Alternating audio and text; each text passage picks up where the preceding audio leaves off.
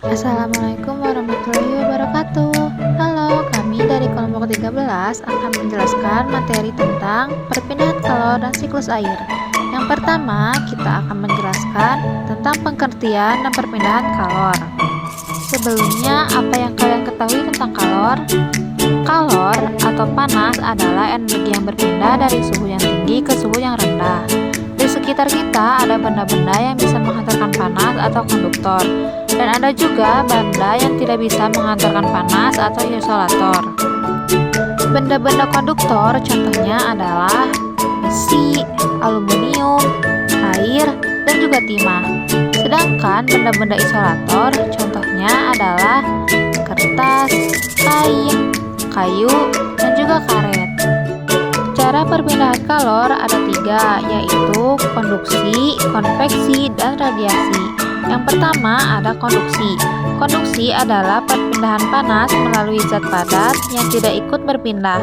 Maksudnya, perpindahan kalor pada suatu zat tersebut tidak disertai dengan perpindahan partikel-partikelnya. Contoh konduksi antara lain, besi yang dibakar ujungnya akan terasa panas.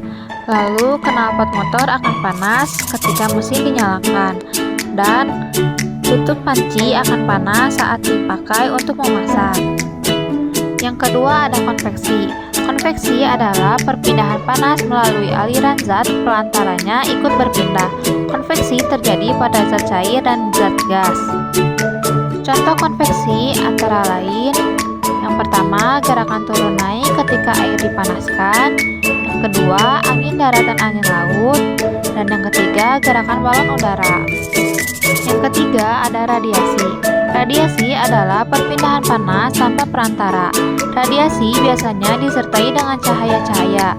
Contoh radiasi adalah panas matahari terasa sampai ke bumi, dan tubuh terasa hangat ketika berada di dekat api.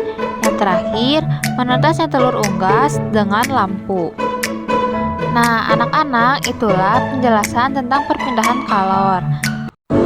Selanjutnya, kita akan membahas tahapan yang terjadi dalam siklus air.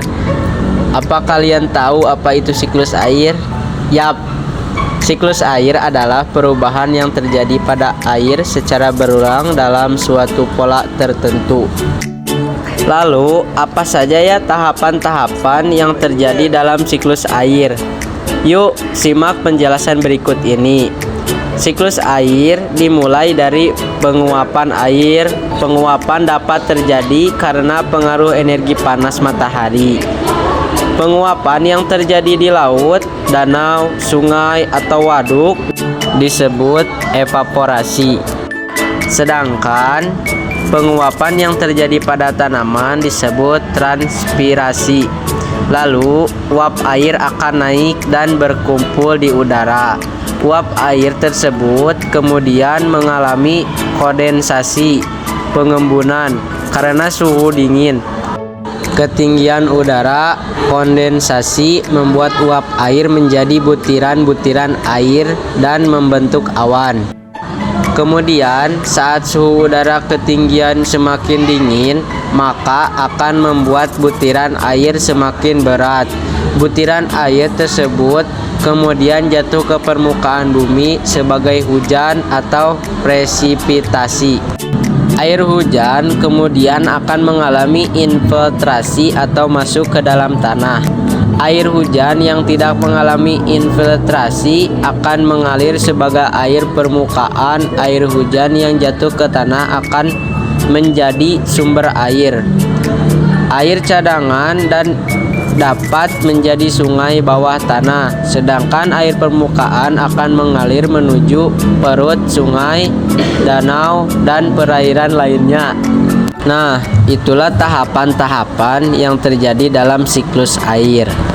Cukup sekian pembahasan dari kelompok 13. Mohon maaf bila ada kesalahan kata. Terima kasih. Wassalamualaikum warahmatullahi wabarakatuh.